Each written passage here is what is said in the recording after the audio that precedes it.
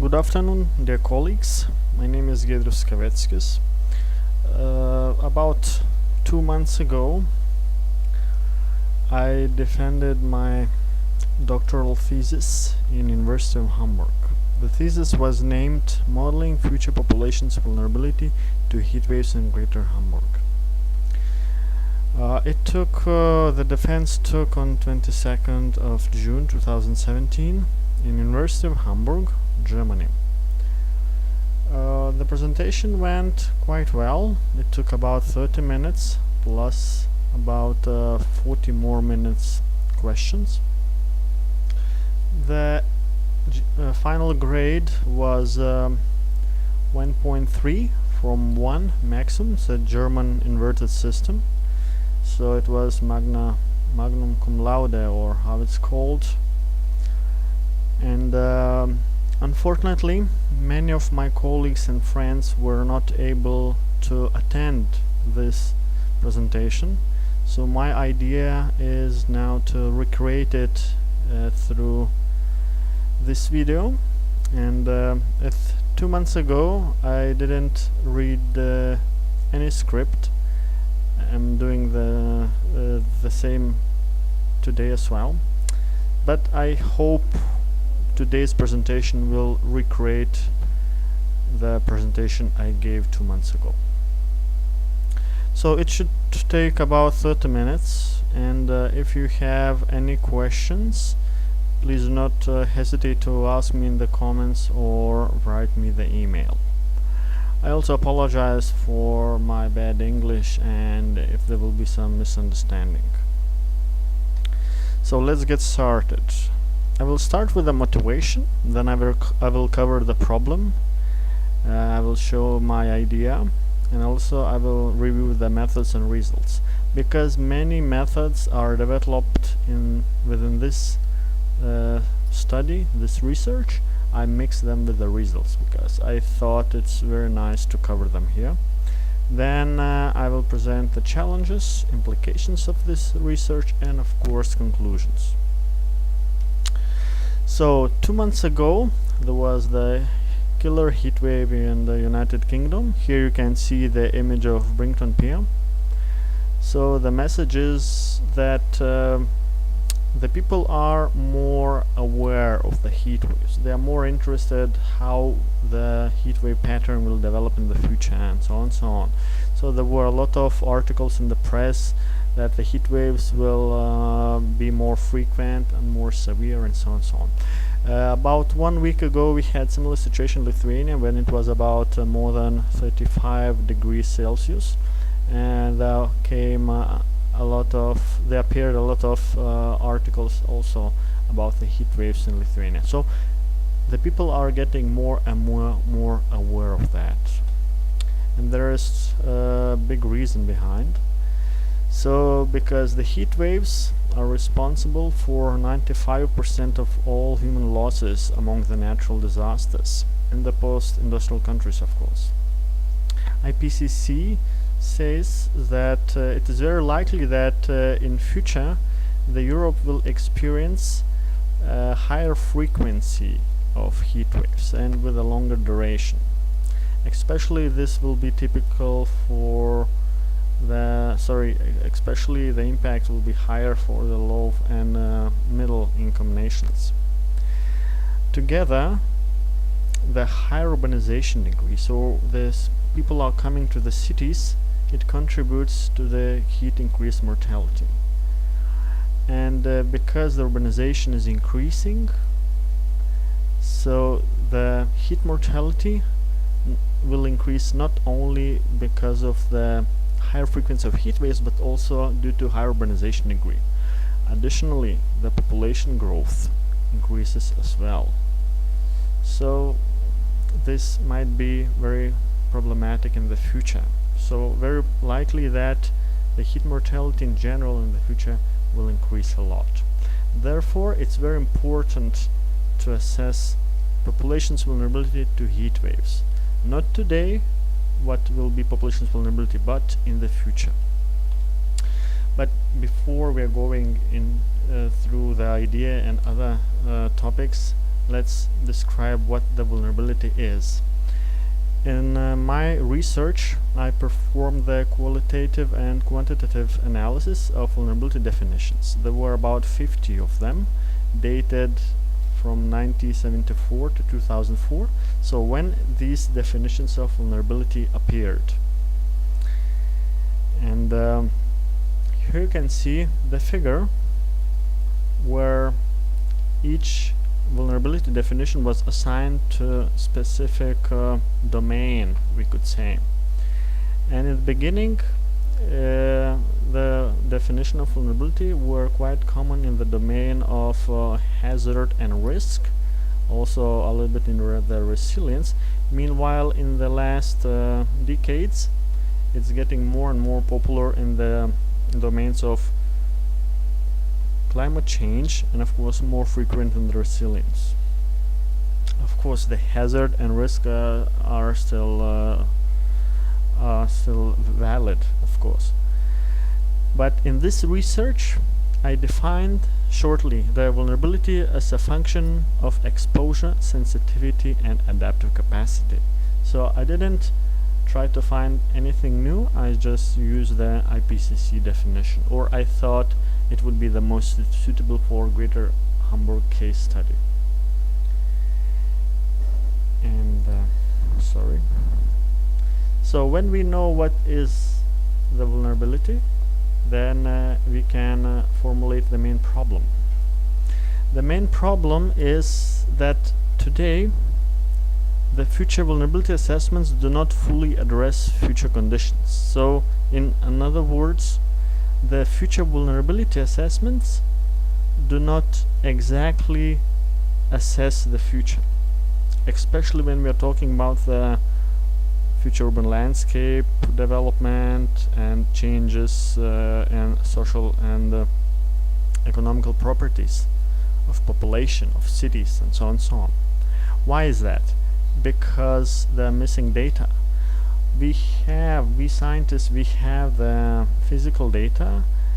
Through the models, we model how the climate will change based on the specific scenarios, but there are very limited sensitivity and adaptive capacity scenarios, the projections. But this is the very critical point. You cannot use only future climate data, ignoring the future social and economical development, change in the cities, and so on and so on. So many scientists, research groups, when they are doing the future vulnerability assessments, they're considering future climate but today's conditions. So I think it's false. That should not be. If you are assessing the future vulnerability, future conditions, then all the conditions should be included, not only the climate. Therefore, the main research question is how future vulnerability can be modeled considering not today's, as many scientists are doing, but future conditions. So then how the future conditions can be developed, can be modeled, for instance. The future conditions in this case are the climate, urban landscape, and population. With the climate, I told you before, it's more or less clear, and there are research group scientists who develop the climate scenarios based on the past statistical data, based on the assumptions, and so on and so on. Then we can assume that they might be fine, these projections, future conditions of the climate, but we're not sure, but we assume maybe. What about the urban landscape? In the middle of this page you can see the development of the Dallas city within the United States, how the suburbs have sprawled through the years from 1974 to 2003. So these are the satellite images. So there is some pattern, some trend can be identified. So with the help of the models, the urban landscape can be reproduced, or we could say the model of urban landscape development can be developed, and with the help of this model we are able to predict, or it's a bad word, predict, project and guess how it could develop in the future. So the climate is fine, urban landscape is fine. What about the population? The population are the people like you and me, individuals. So today, when we know, for instance, in Europe, the people live without boundaries within the countries, so you can migrate everywhere. Within the cities you can migrate as well. You are migrating when going to the work and so on and so on.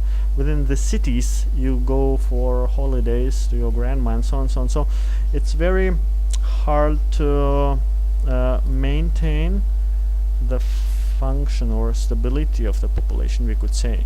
So the population is not permanent, it's always moving, it's very mobile.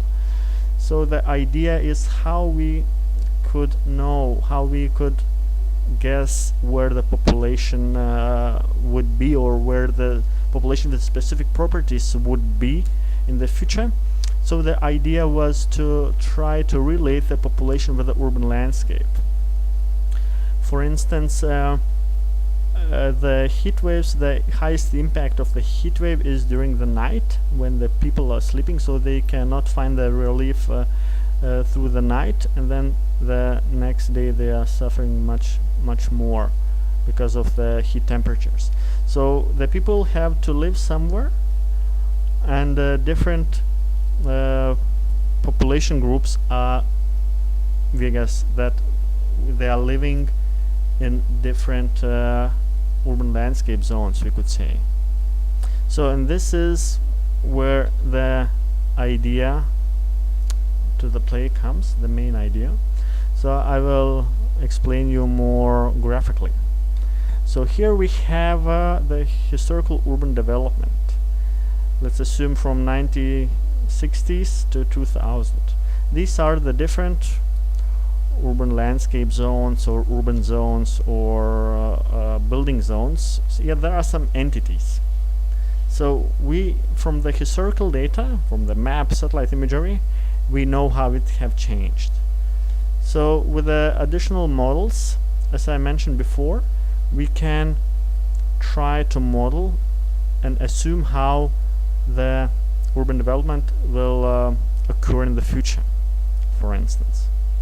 And here you can see example that the green zones expands a little bit. Also these yellow, it's orange, red zones expands a little bit as well. So what about the population with which would live in these zones? So from the historical data, statistical analysis, we see that, for instance, this zone type, this housing type or zone type, by average has a very low population density. They are very rich comparing to others, but they are old.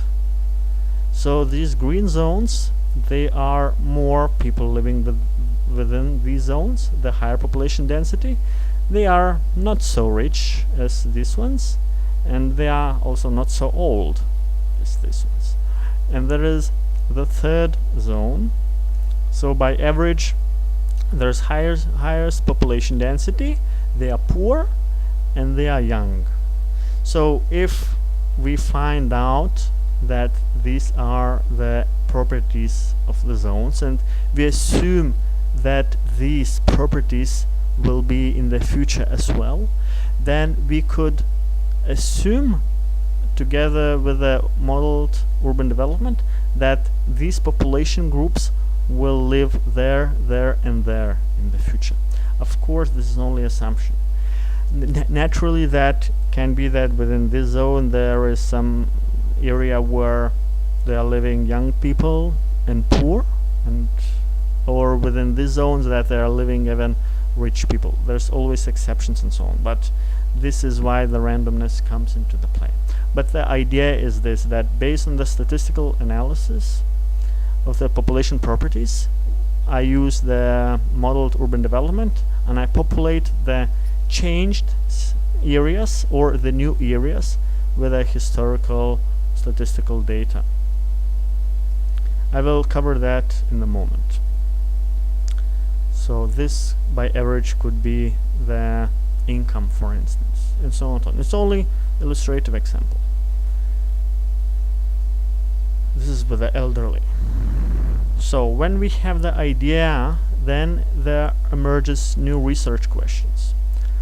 First of them is what indicators could measure this population vulnerability in Greater Hamburg, our case study. So before you saw few examples, now later on I will introduce the real indicators which I use for this case study. Then how these indicators or the properties of urban landscape, climate and population could be combined into this one parameter. The parameter is like the entity which you saw before, these cells, how it could be combined and how it could be called. Because what we can model is not the permanently, but we can model easily is these urban areas, and then we populate them with population groups. So how, and this is the third question, how this parameter, these zones can be modeled. Also, when we know how to model it, then we have to know what future scenarios could shift these conditions. So what are the possibilities, what are the assumptions, because this it's hardly could be the baseline, or even if it's baseline, we have to see what are the alternatives and how it could affect the future population's vulnerability, for instance, or other factors. So when we have additional research questions, we can start with the first one. What are the indicators which would define the population's vulnerability in Greater Hamburg?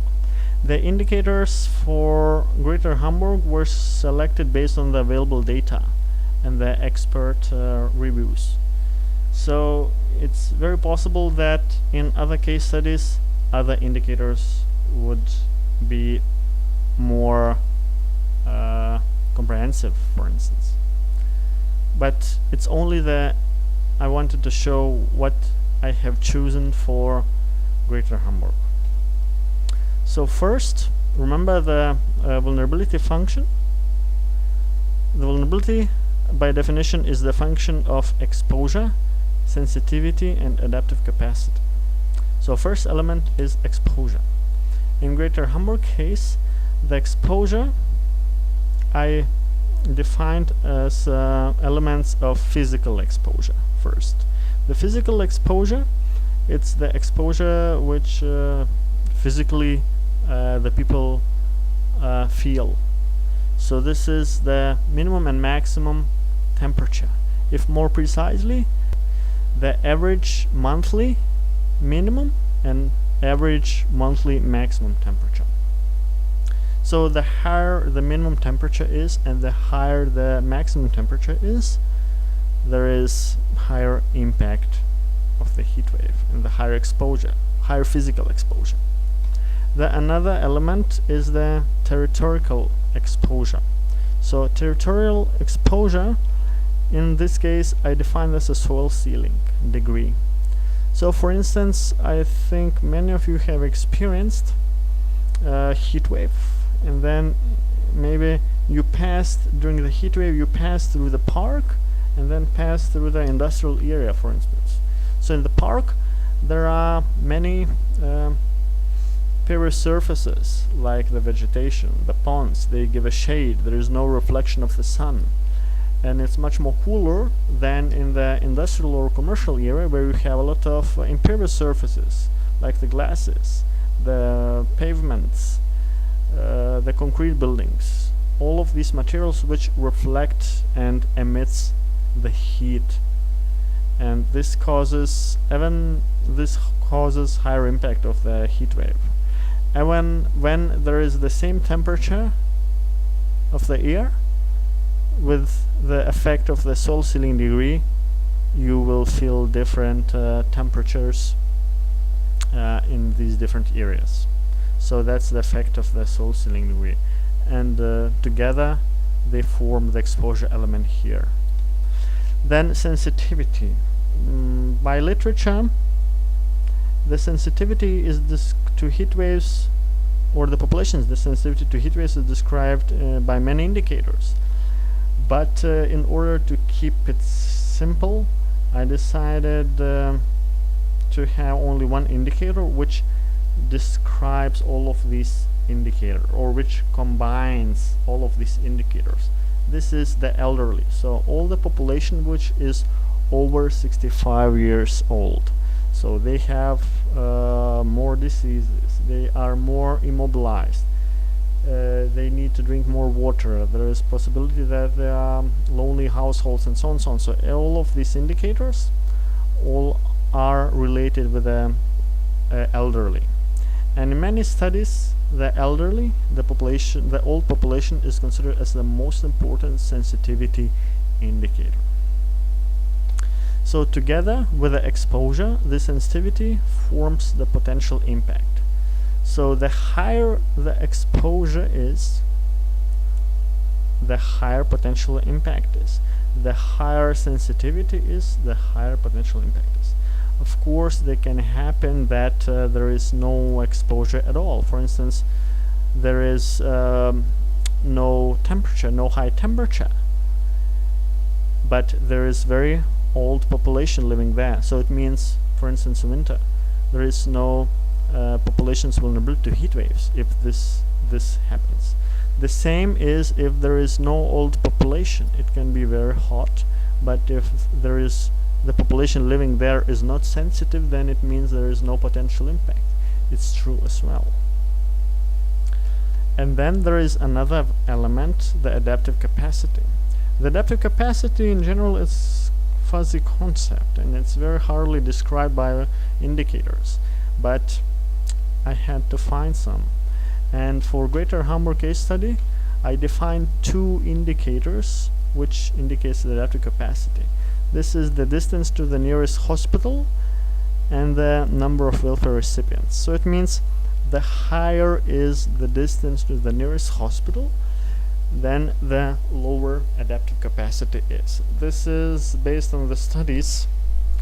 I can't remember, it was maybe in Germany, was then the studies that during the heat waves, they did the survey, and during the heat waves, the people, if there is doctor or hospital nearby, the people are motivated much more to go and visit the doctor to check their health during the heat wave. If the hospital is far away, then they don't even bother to go there. So, and also if of course if you are within the walking distance, especially for the old people, then they probably will go there. Then another indicator is the welfare recipients. So the welfare recipients indirectly indicates the income, also the education, and the higher income you have as an individual, the higher probability that you will be able to afford the air conditioning, or someone will take care of you. So if you are poor, then probably you have the higher vulnerability, or you have more limited adaptive capacity in this case. So, and the higher adaptive capacity is, the closer the people are living to the nearest hospitals, and the lower is the welfare recipient number, the smaller vulnerability is, because it mitigates the potential impact. And in the end, you see the vulnerability with the part here. You might ask, what kind of part is this? In this study, I decided to add not only the relative vulnerability, but also the absolute vulnerability, which is based on the relative vulnerability multiplied by the population density. I didn't want to have vulnerability based on the population density function. So this would mean that the higher population density is, the higher vulnerabilities. That might be true for developing the welfare programs, to trying to implement the greenery around the city and so on and so on. But I thought the population density would be more interested for the emergency services. For instance, if the area is plundered by population, then there is higher relative vulnerability and higher population density in the area, then the emergency services would need higher capacity to save all of these people and to mitigate the heat wave effects, for instance. So this why I decided to add the population density as social exposure element into the vulnerability. But mainly I focus within this presentation with on the relative vulnerability. But within my thesis I wrote a lot about the absolute vulnerability as well. So when we know what indicators indicates the population's vulnerability in Greater Hamburg, then there comes another step, how these indicators could be combined into this proxy parameter, the one parameter which can be modeled. Remember from the idea illustrative example I showed these zones. So this is this proxy parameter which should be modeled, and here you can see the figure that these 4 of these indicators, they are packed into this parameter which I called urban vulnerability climate zones. These 2 other parameters, the maximum and minimum temperatures and distance to the nearest hospital, they are spatial indicators, so they are not related to these parameters and they will not be modeled within this study. They were modeled by other studies but not within my research. So the urban vulnerable climate zones, I developed this scheme which contains 24 zones. If we separate the urban park with a dense forest, then we will have 25 zones. So this scheme was extended from the Stewart and Oak local climate zone scheme. From the beginning of the research I was thinking to use local climate zones, but this was not enough to represent the population properties. This scheme did not really represent the European housing structures. So that's why I extended the local climate zones with the German energy scheme.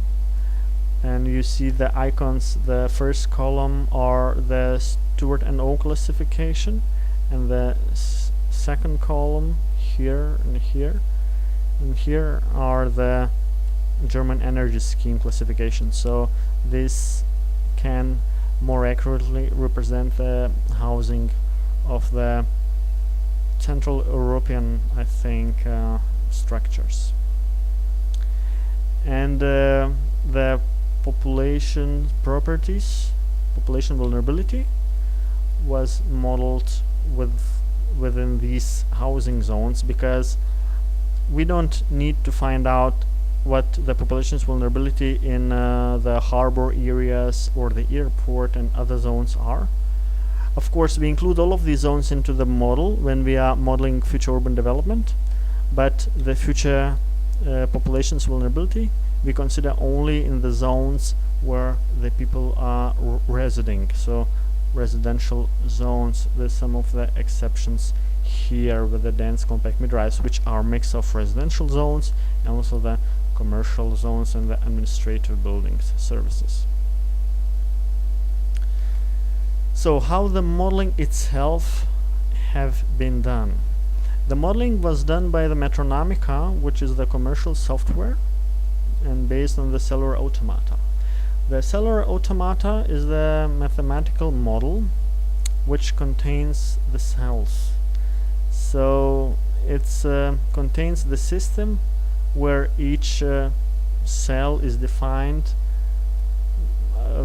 by the discrete space and the time. So each area is a cell, we could say, with a discrete space and time, changes over the time, and each cell has a function and interacts with other cells. So the cell is each of these urban volume climate zones, and this represents this urban development. Here you can see the modeled simulation of the Hamburg in 1960s and 1990s. So this historical information was included into the model, and then it was a very intensive calibration process, and afterwards we were able to simulate these processes. When the calibration is successful, then we can go forward and model how it would develop in the future to 2050, for instance. And this is so the illustrative example how the various urban volume climate zones spreads over the time within the Hamburg city. So you might ask how this cell allocation, this urban vulnerable climate zones allocation, is influenced. So allocation is influenced by the population growth or the demand. Of course, the city can grow only if there's the demand for residential areas, for instance. The more people are coming into the city, the more births are, than the deaths and limited migration, for instance. Then, of course, the higher there's the immigration, the higher population growth. So if there is the demand of the population growth, if there is a higher population growth and there is demand of residential zones, then the city expands. So also the same is valid for commercial and other zones, the harbor and so on and so on. Also the location is influenced by the cells in the neighborhood. For instance, if there is the park and there is empty areas around, and it can be freely allocated by residential areas, then probably it will have more potential for residential areas than the empty space near the factories where the higher pollution is. But from another side, the commercial might prefer to be developed not near the parks but near the industrial areas where they could trade these goods produced in the industrial areas. And so on and so on. There are many examples. Also, the cell allocation is influenced by the proximity to the transport elements like the highways, streets, roads, and also the sub-centers and centers of the city. So some areas they prefer to be developed near the centers or sub-centers, the others in the suburbs, outskirts, and so on and so on. Of course, the zoning makes impact here. So based on the zoning laws and regulations, some areas are prohibited to be built in some areas, like the restrictions, environmental restrictions. Some areas are empowered to be developed there via various projects and so on and so on. So all of this was included. And of course another factor is randomness, because as I said, there are always exceptions, randomness, and not all of the processes follow the rules, so there is randomness in the patterns, and this is included in this study as well.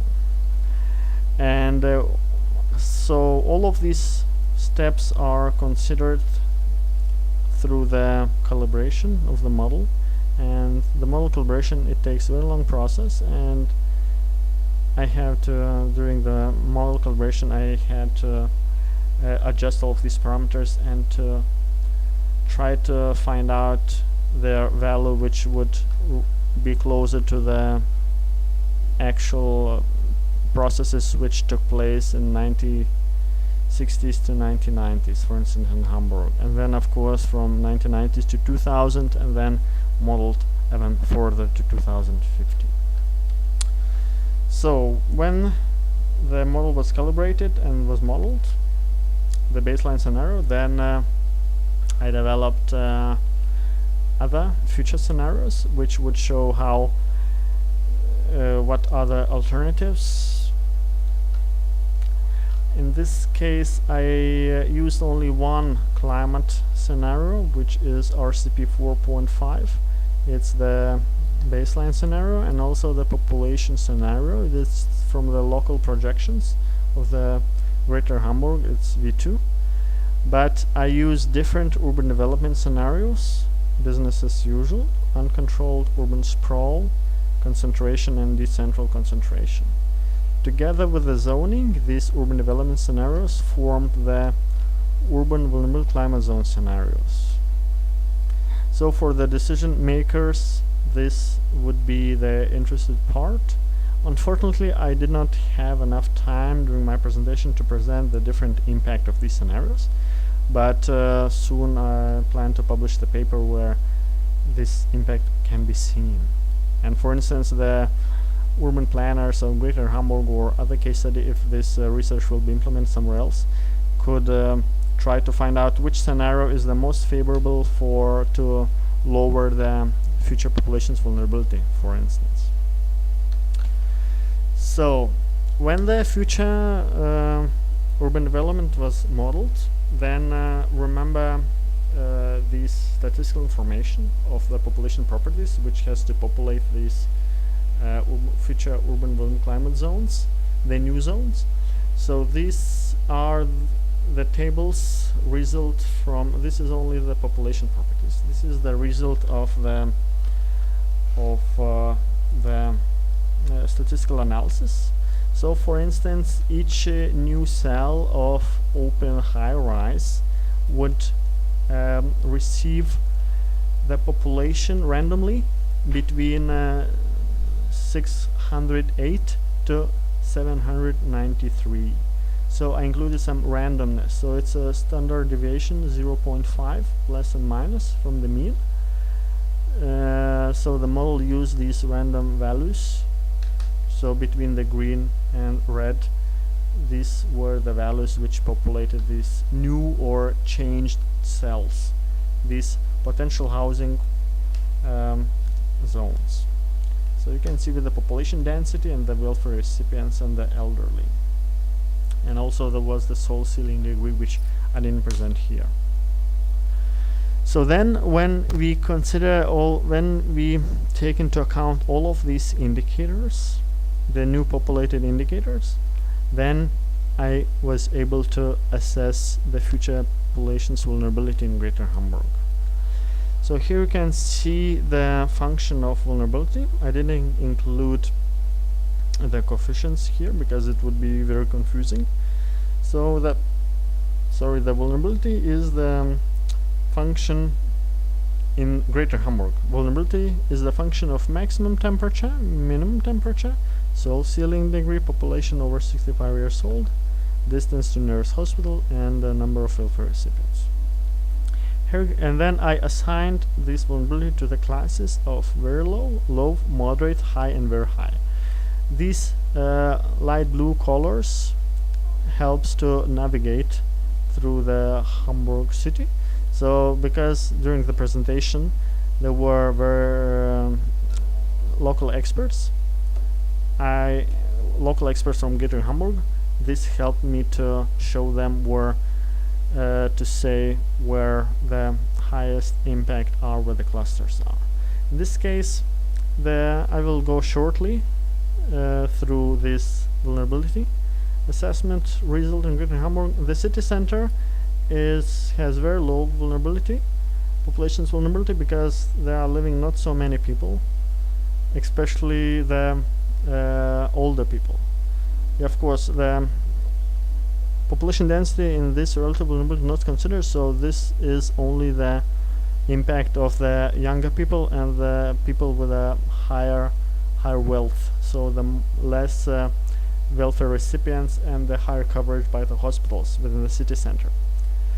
The high vulnerability clusters can be seen in the east side of Hamburg, and also in the clusters in the north, especially also in the northeast, where more older population are living. Here in the east, more poor population are living together with the old population. Here are also some clusters with a more poor populations. So based on this information, in the future, this is in 2050, the decision makers can guess or assume where the higher future population vulnerability could happen, and based on this result they could implement some kind of projects, like we have to go into the details here in each cell and see if the soil sealing degree here might be higher, then maybe to plant more trees. If the reason of the very high vulnerability is the higher population over 65 years old, then maybe implement some kind of social programs or some kind of monitoring services. If the people are poor, then maybe to help them install and initiate the program to install the air conditioning systems or educate them more, and so on and so on. This is only example of the Greater Hamburg in 2050 business as usual scenario. For each other studies, there definitely will be different indicators, different coefficients, and different model probably, and different results. This is only the illustrative example how it have been done in Greater Hamburg. So what are the challenges and limitations of this study?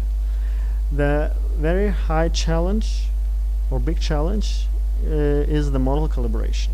The more zones you have, different cell types you have, the more time you will spend to calibrate the model. So each change in the relations between the cells, also relations between the different proximity elements, and so on, the more time you will need to calibrate the model. So technically it took more than half a year only with the calibration of the model.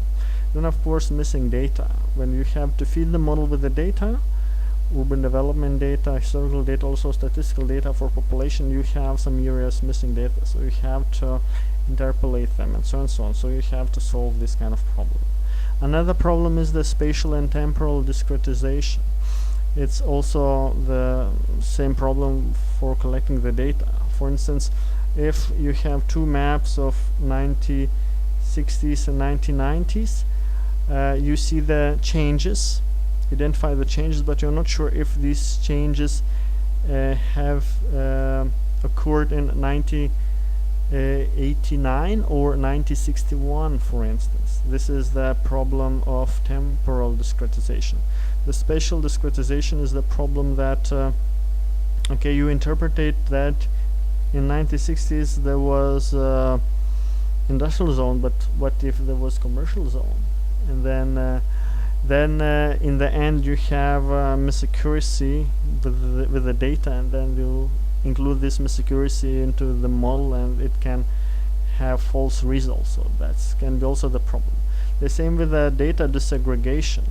If you have interpreted wrongly, then you disaggregate the statistical information of the population, the census information, then can lead to different statistics of the mean of the population density, for instance. Then when you populate the new cells, then with a wrong average of population density, then the cell will be populated with wrong values.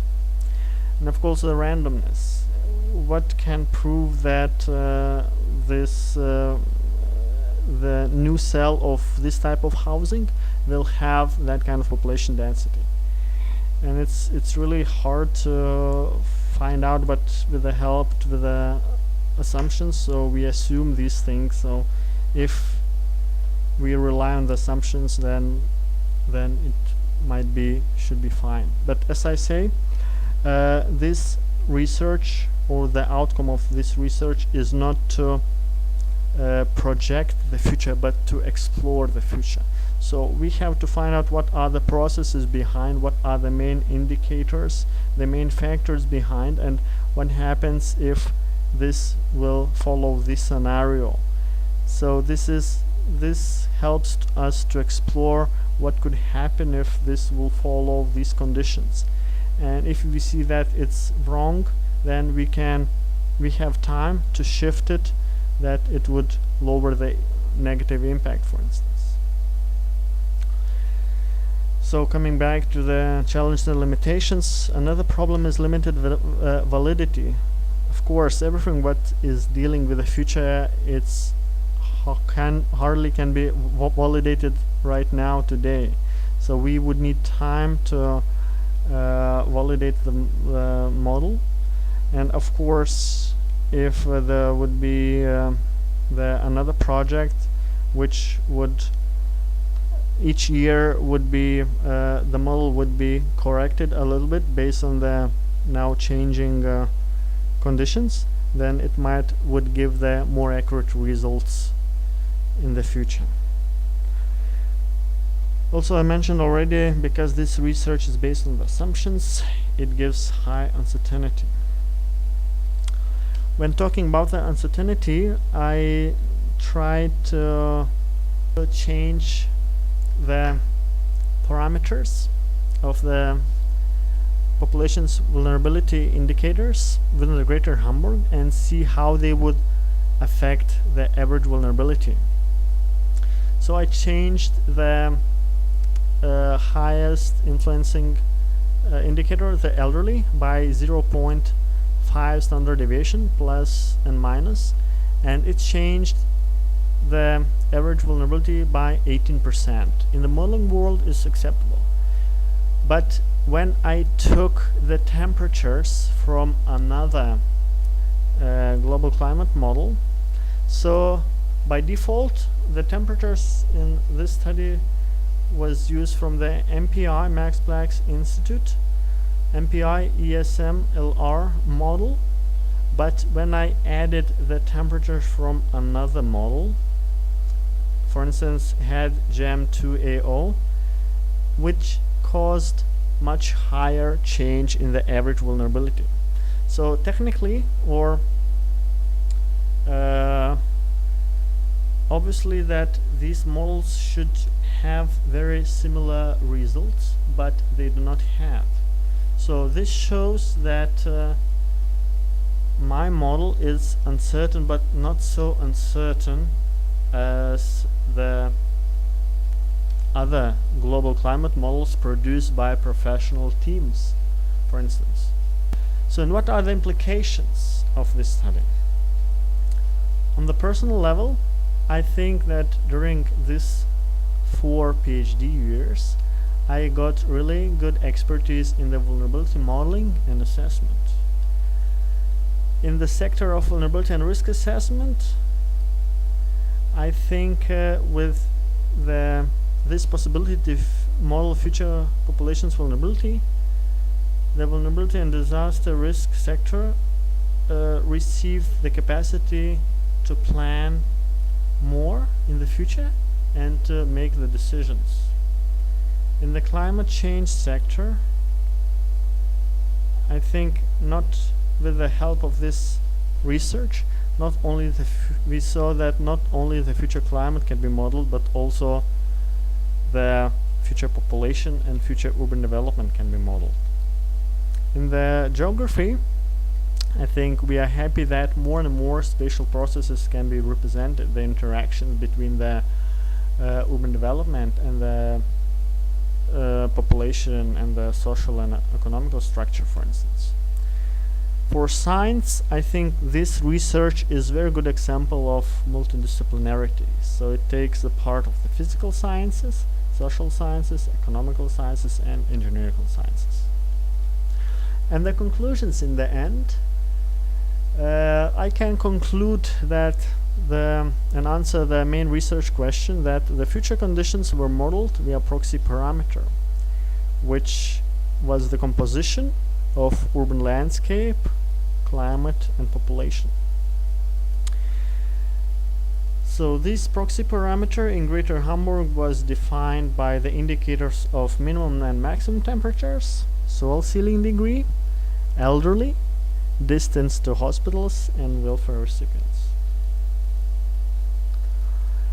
This proxy parameter was modeled within this research with Metronomica, the cellular automata model. Of course, for other case studies can be that it can be modeled with other models. For instance, maybe Asian-based model. So the model in Greater Hamburg used 1 climate, 1 social economic, and 4 urban development scenarios. Due to limited time, I was not able to present the impact of these scenarios. So the future population vulnerability assessment in Greater Hamburg identified the critical areas. In this presentation I showed only business as usual scenario. And the data of different climate models give higher uncertainty than variation in most vulnerability influencing indicator, the elderly. So it shows that our model is uncertain, but the model by others are even more uncertain. But as I said, the aim is not to project the future, but to explore the future.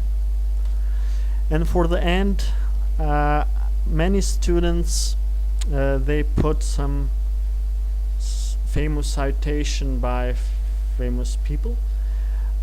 I think they are not so useful as this one, took from the recommendations how the people should act during the heat wave. So I think the best what I could offer during the heat wave is to drink water regularly. So thank you very much. I apologize for some mistakes and some misunderstandings. If you have any questions, you can write the email to me or comments below.